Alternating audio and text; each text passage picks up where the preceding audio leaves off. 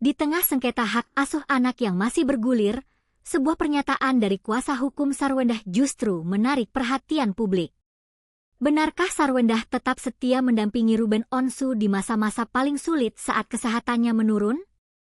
Dan mengapa tim kuasa hukum kini meminta semua pihak menghentikan penggiringan opini di media? Simak sampai akhir karena ada penjelasan yang mengubah sudut pandang banyak orang.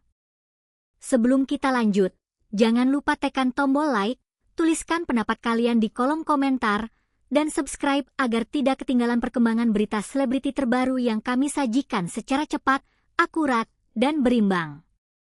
Di tengah proses hukum yang masih berlangsung di Pengadilan Negeri Jakarta Selatan, kuasa hukum Sarwendah, Chris Semsiu, menyampaikan pernyataan yang menjadi sorotan. Menurutnya, selama masih menjadi istri Ruben Onsu, Sarwendah tetap menjalankan perannya dengan penuh tanggung jawab. Chris menjelaskan bahwa ketika kondisi kesehatan Ruben berada pada titik terendah, Sarwendah disebut tetap berada di samping suaminya. Ia merawat dan mendampingi Ruben hingga kesehatannya berangsur pulih dan dapat kembali menjalankan aktivitas seperti biasa. Pernyataan tersebut disampaikan sebagai respons terhadap berbagai opini yang beredar di ruang publik. Menurut tim kuasa hukum, publik juga perlu melihat perjalanan rumah tangga mereka secara utuh, bukan hanya berdasarkan isu yang ramai diperbincangkan belakangan ini. Namun, perhatian publik tidak hanya tertuju pada soal kesetiaan itu saja. Chris juga menyoroti munculnya berbagai isu yang belakangan ramai diperbincangkan, termasuk isu mengenai penyakit yang sempat dikaitkan dengan Ruben serta video pertengkaran yang beredar luas di media sosial. Menurutnya, pihak Sarwendah sebenarnya memiliki berbagai bukti yang tidak pernah dipublikasikan. Ia menegaskan bahwa konflik orang tua seharusnya tidak terus menjadi konsumsi publik. Semakin banyak informasi pribadi yang tersebar, semakin besar pula dampaknya terhadap kondisi psikologis anak-anak. Di sisi lain, tim kuasa hukum juga memberikan klarifikasi mengenai isu tiket konser Blackpink yang sempat menjadi bahan perbincangan. Abraham Simon menjelaskan bahwa permintaan Sarwendah agar tersedia satu kursi dalam satu baris bukan bertujuan memberikan tekanan kepada pihak lain. Menurut penjelasannya, Sarwendah bahkan menawarkan untuk membayar sendiri biaya tambahan tersebut.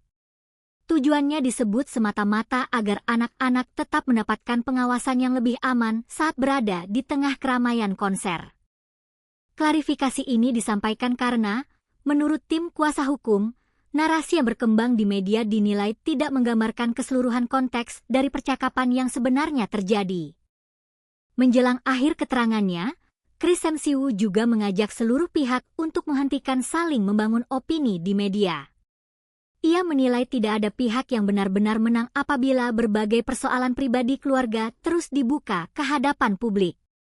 Menurutnya, semua pihak justru mengalami kerugian karena berbagai hal yang sebelumnya dijaga rapat akhirnya diketahui masyarakat luas. Ia berharap proses hukum dapat berjalan dengan baik tanpa memperkeruh suasana melalui perdebatan di media.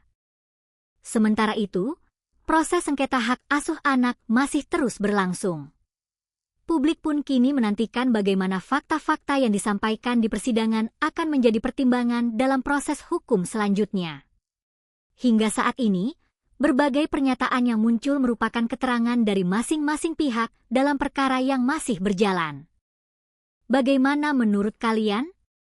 Apakah konflik seperti ini sebaiknya tetap dibahas di ruang publik, atau lebih baik diselesaikan secara tertutup demi kepentingan anak-anak? Tuliskan pendapat kalian di kolom komentar.